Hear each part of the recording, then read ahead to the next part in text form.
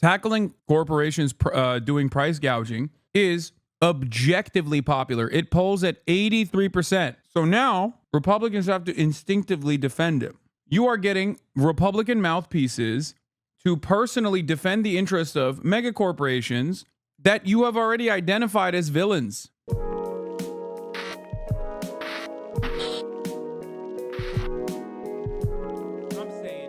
We're going to go to North Carolina. The Republican candidate for governor there under fire for disturbing comments he reportedly made on a website's message board.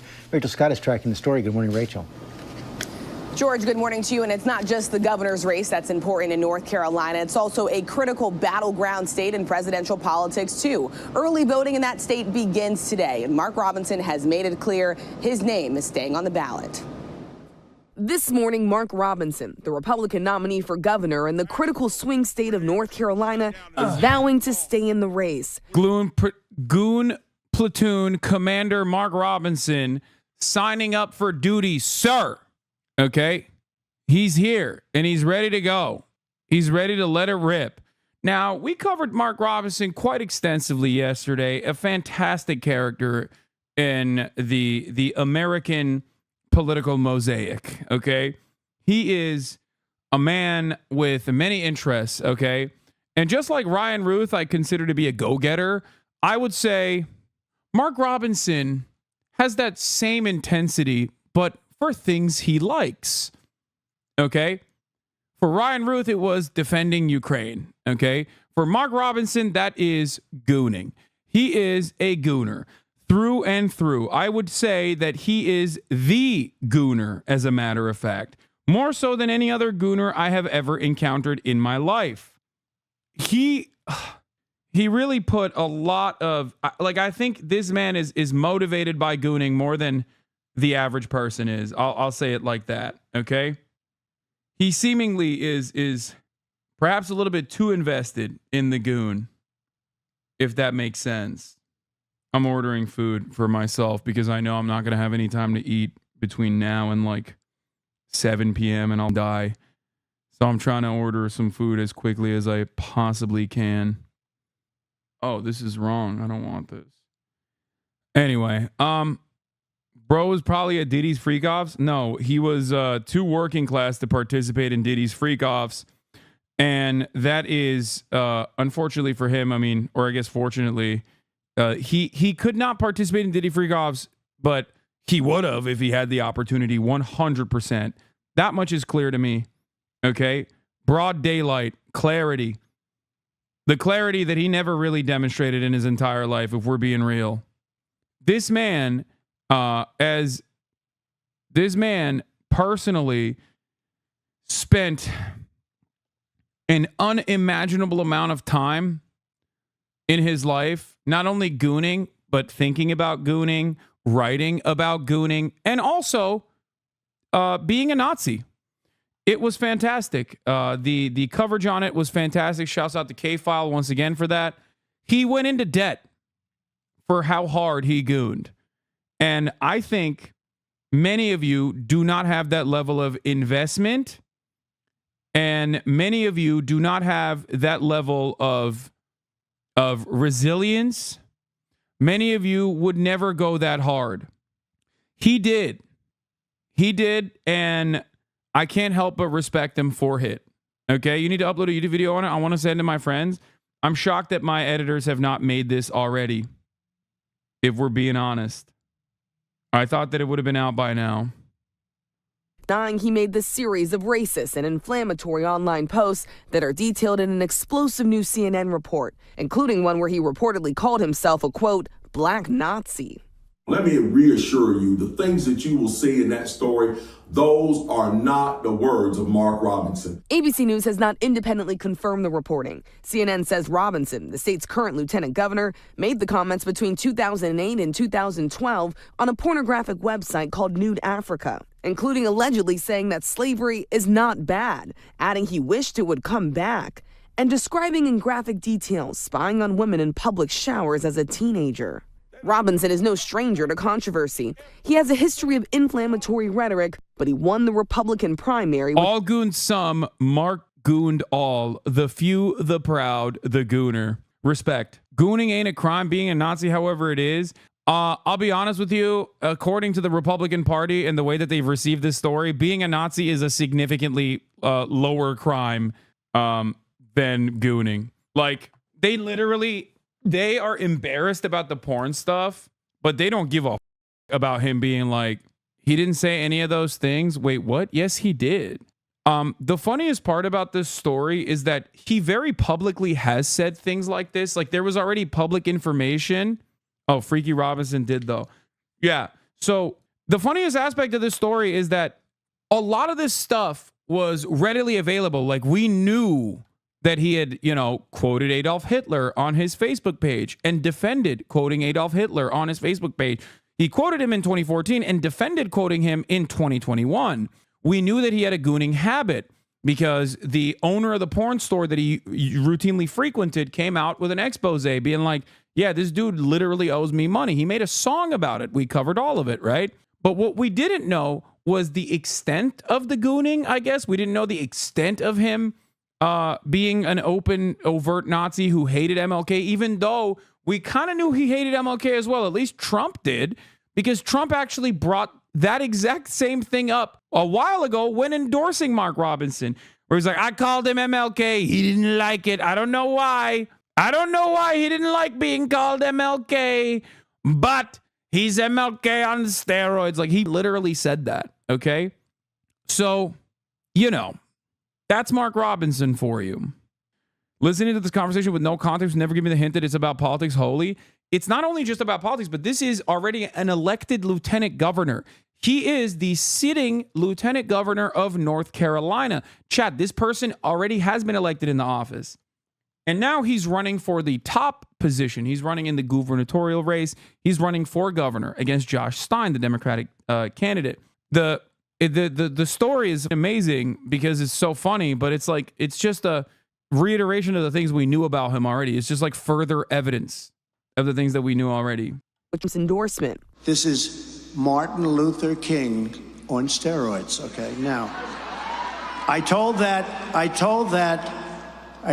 to Mark. I'm a Lebanese civilian, and all I have to say is that us civilians, we are paying the price of Hezbollah playing around with Israel.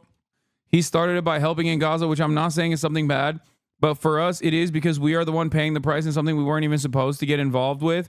The last time they invaded was the same problem. That's really interesting that you say that, Lebanese civilian, because Hezbollah didn't even exist before Israel invaded Lebanon. And, you're putting the cart before the horse a little bit, at least historically speaking, because back then you were paying the price of having Palestinian refugees living inside of your boundaries. But the reality of the matter is they would have invaded anyway. OK, they want it. That's it. You got it. They want it. That's going to happen. OK, that's going to happen no matter what. So whether you have some kind of resistance force against it or not doesn't change the reality that it is going to happen.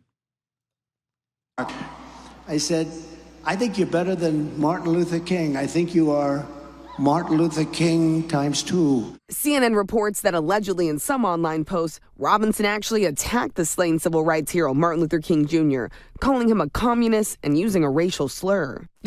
I actually exposed my mom to Kufi and Hagee, the Hitler thing, how he went to the DC rally recently. I posted Christian Zionism is anti-Semitism. She asked me to explain. I explained the whole Megiddo thing.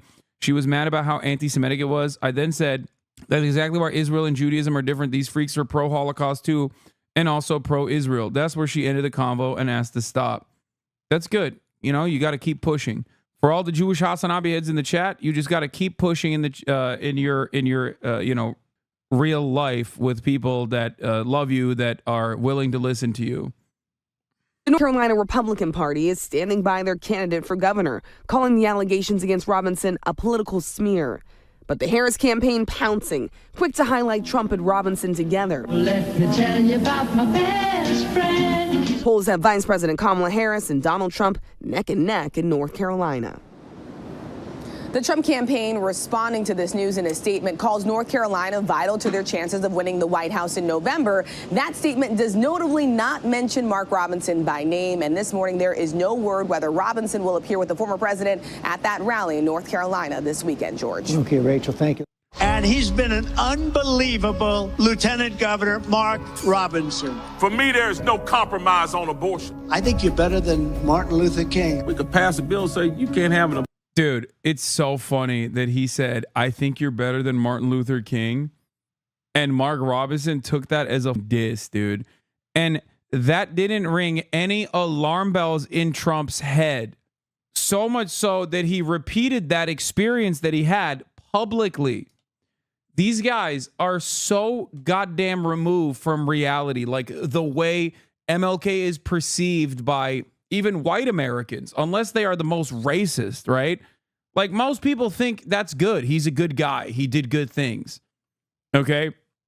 You have to be the most delusional person to look at a story like that, have a guy, a black dude, be like, I take offense to you comparing me to MLK. He's a godless commie bastard or whatever the and then turning around and like repeating parts of that story. Like that should have been your first red flag. But Trump is so goddamn invested in like anyone that turns around and says, I love you, sir. I love you more than life itself, that he has no way of analyzing the situation beyond the immediate feedback that he's getting from his sycophants. This is the reason why his political instincts are bunk. This is the reason why his political instincts are broken. This is the reason why he's locked in with psychos like this. Okay? I hate how Islamophobic most people around me, the Netherlands, are, including my own damn family. They don't understand how a queer trans woman can support Palestine. It's fine. People have been saying this ad should have been more of the recent revelations, but I think this one is fine because you can't really say it's mudslinging. It's clearly just policy oriented. The other stuff can be kept for ads for the actual governor race. Yeah, I mean, he's like bad above board. I would have probably posted a little bit more about the MLK shit.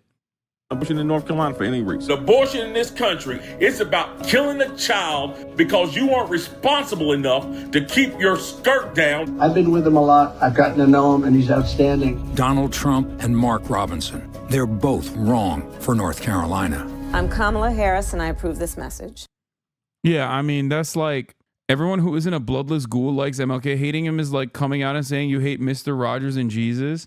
Yeah, like given the whitewashed way that people represent the civil rights movement and the way that they like talk about MLK as like the acceptable figurehead, like liberals and Republicans alike concede that MLK was a good guy. In some ways, the unhinged MLK haters on the right are more honest about his background, I would say, for the wrong reasons, right? But you got the FBI celebrating MLK, man. Come on. They may or may not have assassinated him, okay? They certainly were not fond of him. They objectively were trying to get him to kill himself by blackmailing him and kept him under complete surveillance to the best of their technological ability at the time. And even the FBI comes out and is like, we love MLK every year. So, you know, that's what you need to understand. MLK history is one revision away from saying they figured out racism through an ice cream social. Yeah. Yeah, I saw that Republicans are trying to make Nebraska winner take all. Senator Lindsey Graham skipped votes yesterday to go to Nebraska and urged lawmakers there to switch the state's electoral college vote allotment to winner take all. This I think is just desperation, for the record, from the Republicans once again. They're trying to pick up they're trying to pick up any kind of support they possibly can. Okay? Is North Carolina in play? I mean, look, I look at the down ballot races in a lot of these places, and like a lot of the senators are in a similar boat to Mark Robinson, where they're like running against like first timers. A lot of the senators that are in the down ballot races, as it stands currently, are going up against objectively bad Republican candidates. Okay? And for that reason, they're outperforming the top of the ticket by like sometimes 10 points even. Well, not 10 points, but like usually around like 5 points, 6 points, which is pretty significant, right? And so I don't know what kind of implications this has on the top of the ticket in North Carolina, as it seemingly has had no positive impact on the top of the ticket in other races around the country. So we shall see. Especially when the governor race, like gubernatorial races, are notoriously anti-partisan. it's a very personal thing for people. They know that people know that like their governor impacts their lives pretty significantly. That's also part of the reason why you have, you know, more moderate governors that are still Republican in places like Ohio that are significantly more right wing, or you have someone like Andy Bashar in Kentucky. It's like plus 35 red state. Andy Bashar is a Democrat and a progressive Democrat, as a matter of fact, and is also one of the most popular governors historically, one of the most popular governors in the nation. So obviously, you know, people analyze the governor's race very differently than they analyze like the presidential race or even their Senate races and their races in their districts. To the race for the White House, and overnight, Vice President Harris it's pretty normal for the Senate race to divest about 5 points from the top of the ticket until October. When they close the gap, both sides tended to go to the middle. That being said, this North Carolina situation is very unique and might cause up/down ballot issues if North Carolina if Republicans stay home. Yeah. But like I said, it's the governor race is almost always removed from like other ballot considerations. That's why you have, like I said, even on the same ballot where there's like a presidential race happening, you might have a governor that is objectively popular in a red state that happens to be blue, for example. Oh, all right. With Oprah fielding questions from voters while former President Trump spoke at an anti-Semitism event in Washington, D.C. Chief White House correspondent Mary Bruce is in Detroit for us with the latest. Good morning, Mary. Hey, Michael, good morning. Well, this event here overnight in Michigan was signature Oprah Winfrey, from the celebrity appearances to the deeply personal and emotional stories of voters. Harris and Oprah, well aware this race is extremely close and trying to reach out to I hated this event. Oh my God, it was so ass. This is what I was watching when I had to like rage quit, basically, even though I had to like end the broadcast at that point. It was so 2016 Hillary Clinton, I'm with her style. It lasered my brain. It zapped me. And yet, a lot of chatters were totally libbed up. Georgia will take weeks to count. Oh, nice. those key voters that will make all the difference. Unite for America! Overnight, the Queen of Talk lending her star power to boost Kamala Harris and get out the vote, hoping to reach the critical sliver of voters that will determine this race. Please welcome Kamala Harris! God, I hate this In a shit. highly produced virtual rally, Oprah trying to harness enthusiasm for Harris and keep her momentum going, urging Americans to vote their values. Let me tell you, it is about character, and it's about decency and respect and all the things that we were raised to believe about what it means to be an American citizen and pursue the American dream. Harris doing something she rarely does, fielding questions directly from voters about the issues top of mind for them, from immigration to the cost of living to reproductive rights. The former president chose 3 members of the United States Supreme Court with the intention that they would overdo the protections of Roe v. Wade. And they did as he intended. Speaking out for the first time, the family of Amber Thurman, the 28-year-old mother who was reportedly the first publicly known woman to lose her life as a result of Georgia's abortion ban. You're looking at a mother that is broken. The worst pain ever that a mother, that a parent could ever feel. According to ProPublica, after a medical abortion, Amber suffered from a grave infection, but doctors waited 20 hours to operate. By then, it was too late. I'm just so sorry. The word over and over again in her mind is preventable. Yeah. So is she on death's door before you actually decide to give her help? That's the problem. Is that what we're saying? Yeah. And on the issue of gun violence, Oprah noting Harris herself is a gun owner. I'm a gun owner. Tim Walz is a gun. I did not know that. If And I thought somebody that was breaks in powerful. my house, they're getting shot. Yes, yes, I hear that. I hear that. Probably should not have said that. But my staff will deal with that later. That was an insane thing to say, bro. I'd be murking if they showed up at my doorstep is a wild thing to say when you're talking about gun control. Like, I don't necessarily hate it all that much, but like, I don't know how Democrats will view that. I guess they won't hate it because it's Kamala saying it and they like anything that she says. She's like, if somebody's breaking in, I'm strapped. Like, I will blast them. Did we cover this? Actually, coup type shit. Groups working to intentionally block votes. Yeah, network of Georgia election officials strategizing to undermine the 2024 result. Emails reveal Georgia Election Integrity Coalition, a group of officials in election deniers coordinating in the swing state. Yeah. Why would they stop, bro? They're going to always do this shit. First of all, remember, I say the same shit. Yeah, I know, but I'm not running for president, and I'm not trying to captivate the broadest marketplace of voters, okay? And I'm not saying that in the midst of, like, you know, gun control conversation immediately after, like, a school shooting victim talked. I think people probably like it, though. It is very objectively American. So that's one thing. What was I going to say? Wait, hold on. I'm trying to figure out what to do coordination-wise. We got to set up. Back in Washington, former President Donald Trump joining one of his top donors, Miriam Adelson, at an event aimed at fighting anti-Semitism. If we don't win this election, Israel, in my opinion, within a period of 2 to 3 years, will cease to exist. It's going to be wiped out. The former president has said Harris, quote, doesn't like Jewish people and repeatedly attacked Jews who support Democrats and Harris. Any Jewish person that votes for her, especially now, her or the Democrat Party, should have their head examined. Harris's husband, second gentleman Doug Emhoff, himself Jewish, responding in an interview with R. Michael Strahan. He said this, quote, she doesn't like Jewish people. And she likes me. You're Jewish American. So what was your reaction when you heard that in real time?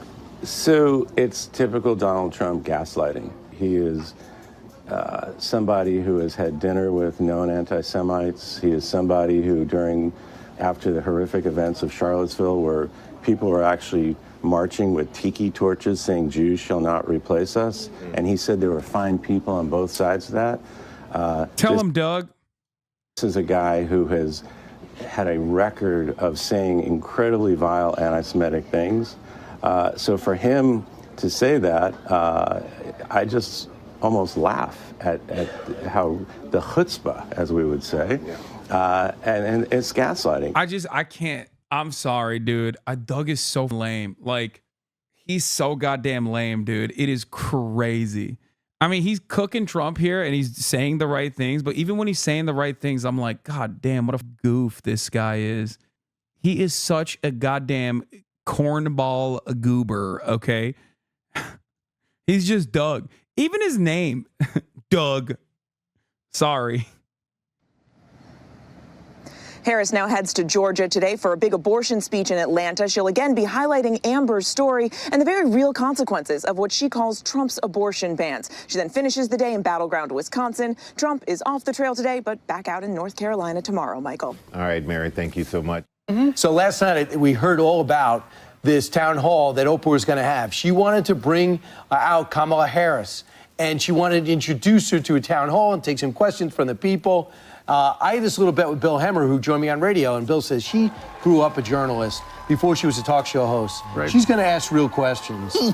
Bill, you owe me money because there were no real questions. There were just saves. She was a lifeguard. She could have been on Baywatch. Press secretary. She could have been on Baywatch, saving people from one person from a political death, because she kept trying to get her to answer a question, but she also opened it by setting the tone by saying this, by going out of her way saying, something changed with you the minute Joe Biden stepped out. What was it? Well, The veil dropped. Yeah, the veil dropped. Really? I haven't seen the veil drop yet. And she said suddenly she felt a certain responsibility. And that's kind of the way it went.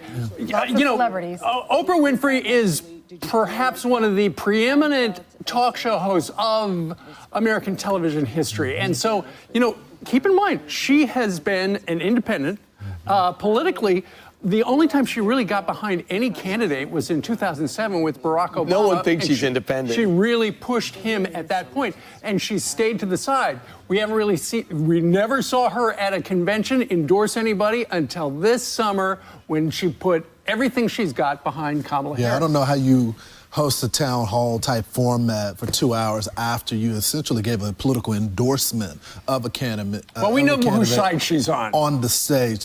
She used to represent that working class woman, appealing to the issues that matter to them. So she had an opportunity, a question was asked, to press her on this question right here. Watch. We really would love to know what your plan is to help lower the cost of living. Yeah, I got a Hasanabi head delivering the food up to my room, definitely at the hotel. He got so excited, and he was like, "Thank you, Hasan. 100 P. Are you stocked up on Zins? Hell yeah, baby. What are you, crazy?" There's nothing funnier than talking about doing a town hall with Oprah when Donald Trump does town halls with like Sarah Fuckabee Sanders and like Sean Hannity and shit. I guess they're just jealous that, you know, they got pulled like that.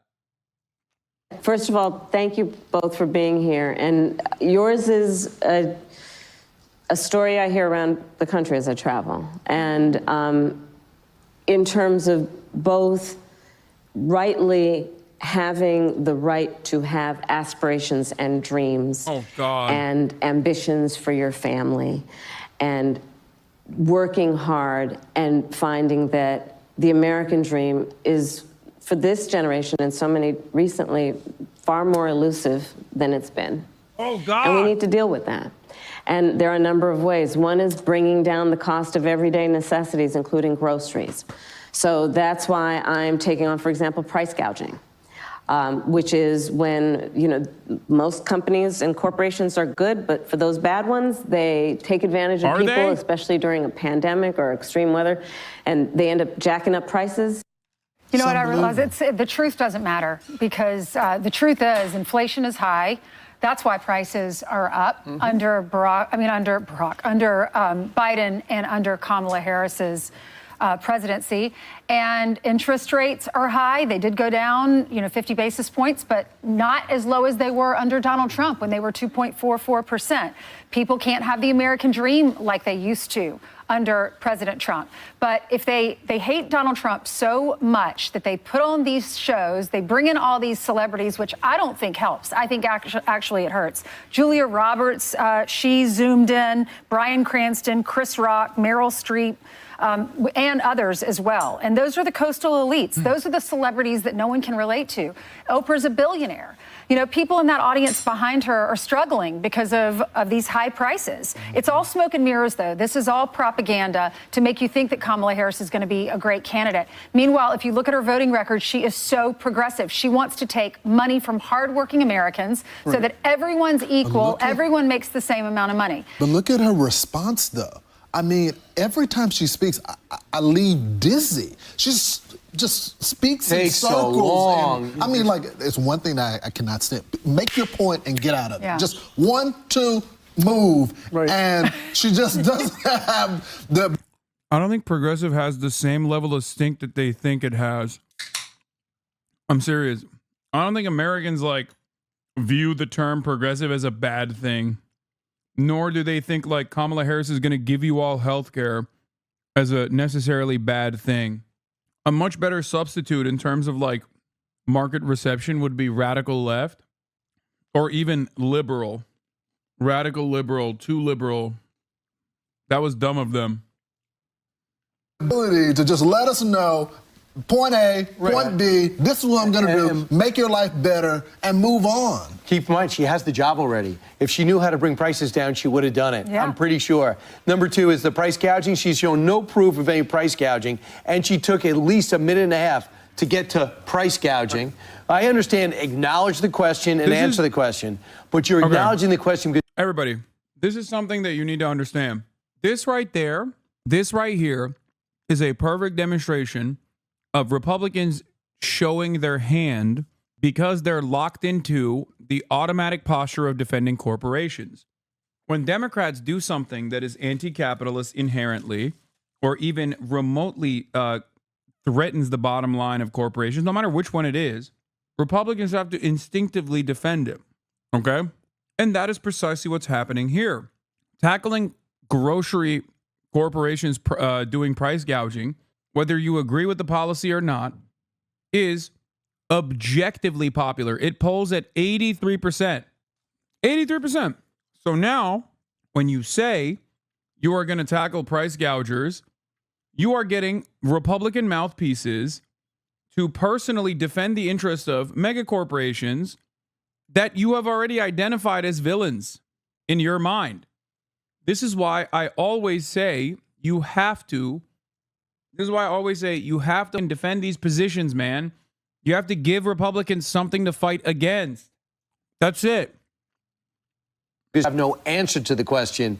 That was it. So it was so tedious to watch. And then you think when the celebrities came on, they would say something. I know it's crazy. They would say something of substance. Oh, they says, I feel joy. I feel happy now. You know what that is more of a hit on? Joe Biden. Well, I'm so glad Joe Biden is not going to be president. Chris Rock said, I want to be able to take my little girls to the White House to meet the first female black president. Right. And I'm like, well, you're a celebrity. You have that opportunity to go to the White House and take your little girls. Yeah, meanwhile, the Most people other don't. black kids are struggling. Can't read and write in many of our communities. Have to deal with the illegals that's taking over the communities, the rec centers and all that. So all these people have the luxury to have joy because the economy is not impacting them on the same level. Well, the whole idea behind this is because Kamala Harris and Donald Trump are only going to do the one debate. She's not really going to do any interviews, with real news Wait, people. what? Although Then make Trump do you made another the point- debate. Or Brian, you made the point with Bill Hemmer. She used to be a reporter. She was a reporter in Baltimore,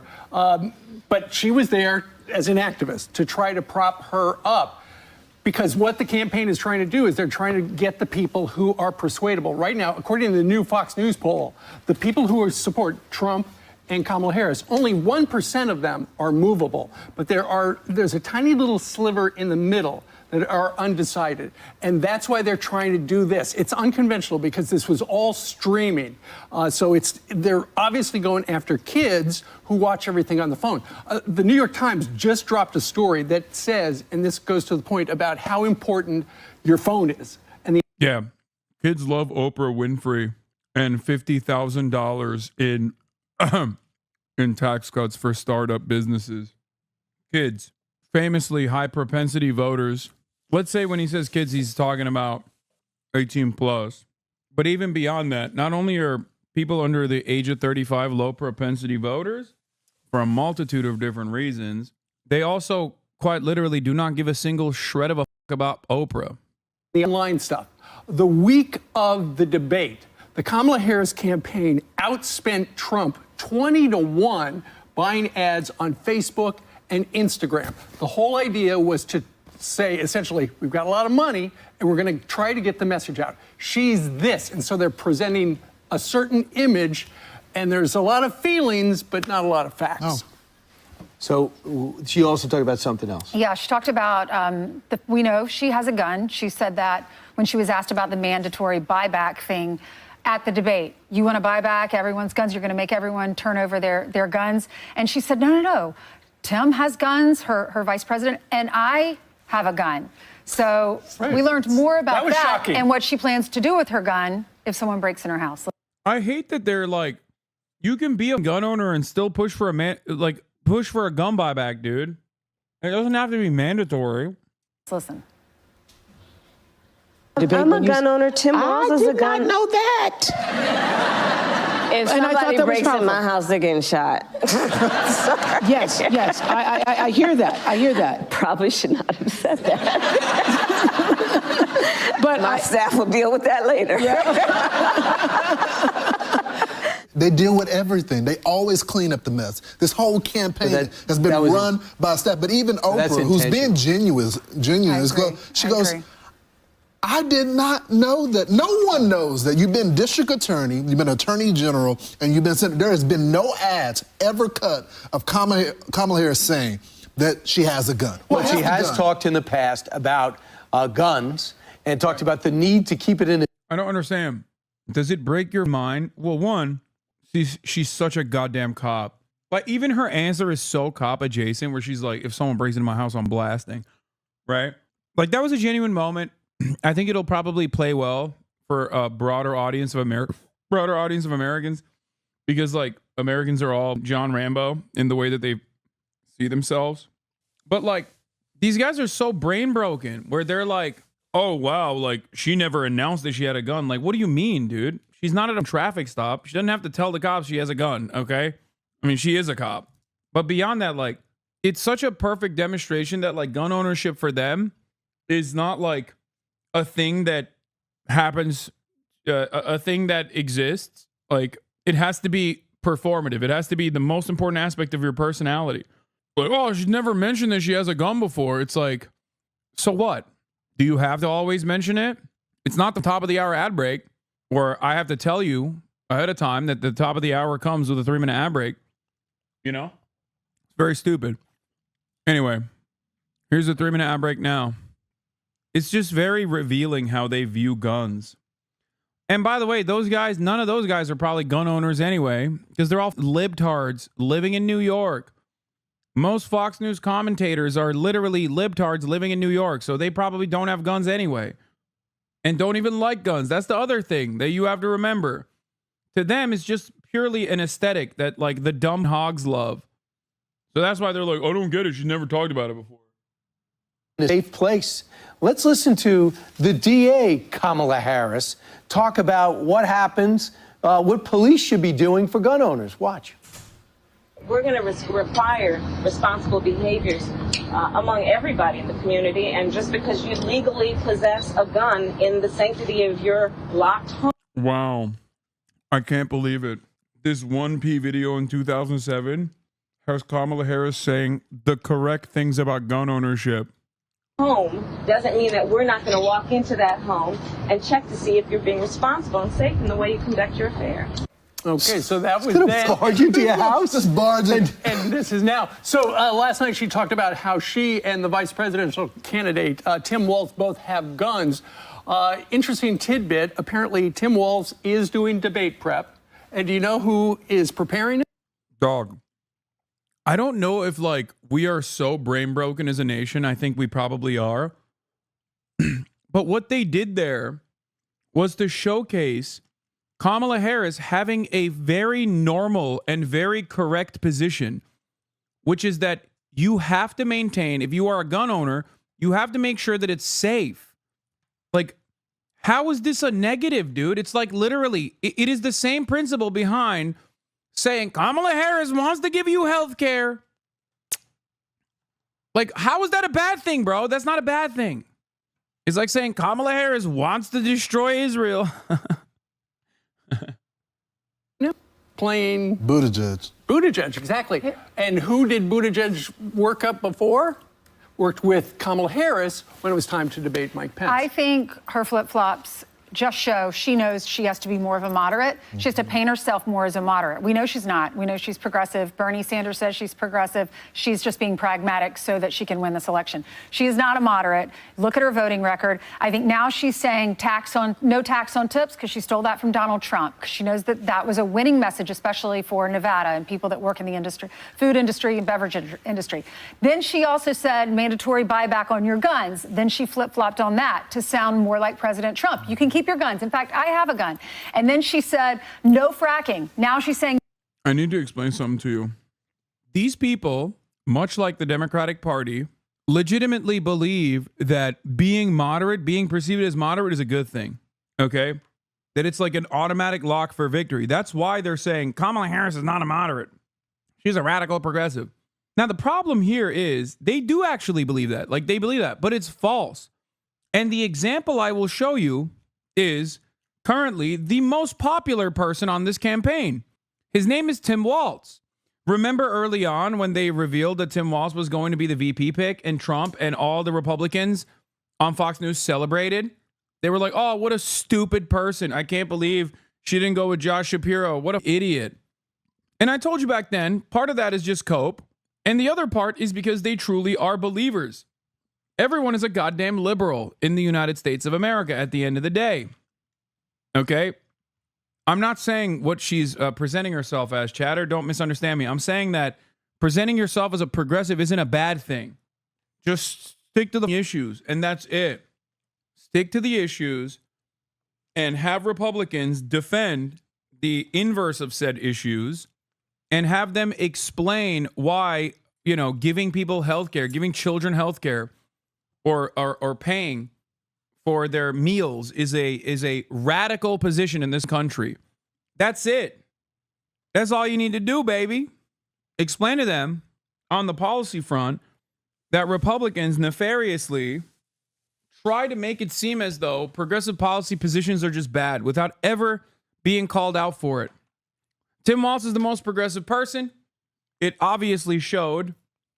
Tim Walz is the most progressive person, and the Republican Party celebrating the Tim Walz pick as like a massive L for Kamala Harris, in my opinion, showed once again that they do honestly believe that like running on a progressive message is bad, but they are out of touch and they are wrong. It is not bad. Problem is, liberals also believe it. That's the issue. You frack, sounding like Donald Trump. And then here she's saying, if you break in my house, I'll shoot you, like a lot of Americans would do. But it's also such nonsense. First of all, she has Secret Service, okay? All right, they're going to be the people that don't pretend to the American people. You think people at home really think that Kamala Harris is going to be the person wielding the gun if someone breaks in? Hopefully they do a better job than they've been doing with Donald Trump, though, and they stop the person from even doing the perimeter. Right. So I just don't believe her. Right. I would like to know the gun, how well she's trained with the gun, because you got to learn to train with the gun. You can't just have a gun. I thought the responsible thing to do. Couple of things. Well, there's a story in Politico today that says that she does not talk about manufacturing in those blue states, in Michigan, in Ohio, and in Pennsylvania, and that could be a huge detriment. The other problem she's having is, those uncommitteds that showed up not to vote for Joe Biden, to vote uncommitted? They have not committed to vote for Kamala Harris. They said they have not gotten the answers that they want. And that could affect in Michigan, in Arizona, in North Carolina, and Wisconsin. Now, you have no uncommitted line. You could just leave it blank. But there is an uncommitted line in Nevada. So if you're going to say, if you're angry about the Israeli-Gaza situation and are not happy with her agreeing to an embargo, you are staying with uncommitted. That is a huge boon for President Trump. Well, actually, Uncommitted National said we still oppose Donald Trump and we don't encourage anybody to vote third party. So it sounds like they're just saying, don't vote. So it'll be interesting to see what happens. But if there's an option to vote uncommitted, they're being urged to vote uncommitted. At this time, our movement cannot... I hate these guys. Did he also say angry about the embargo? Like, does he just think that that's what liberals are mad about? Like, as in, like, they want no embargo? That's how little they've thought about this. They just don't give a f***. They're like, yeah, don't vote for Kamala Harris, Gaza, right? All you silly-ass libtards, all you give a shit about is, like, exploded brown children who deserve it. Like, yeah, don't vote. Don't vote for Kamala Harris. Of course, Vice President Harris. That's huge. Yeah. And I think, too, a lot of people are going to say we should not give her the answers. But I tell you what, you're going to hate Trump's answer because he was yesterday speaking to a Jewish American group, and he was letting everybody know, I've been the best friend to Israel. I don't even think Trump's critics would say that. And I can't believe that if you're an American and you of Jewish faith, that you would not vote for me. He says right now, he's only got 40% of the Jewish vote. Because how could I not have 100? I'm Steve Doocy. I'm Brian Kilmeade. And I'm Ainsley Earhart. And click here. I mean, I don't know. That's a good question. Hi. Perhaps it's one that warrants a further examination. It warrants an interrogation. Great question. Why is it that 100% of Jews are not in support of Donald Trump? Maybe, just maybe, the universal cynical application that marries the concepts of Judaism and Zionism is just built around a falsehood. I don't know. I'm no big city lawyer, chat, but it kind of feels like, at least all the data that I've seen, it doesn't seem to be the most significant thing, the most consequential thing for American Jews. Why the f would they care about Israel that much? You literally are a big city lawyer? I am not a big city lawyer. How dare you?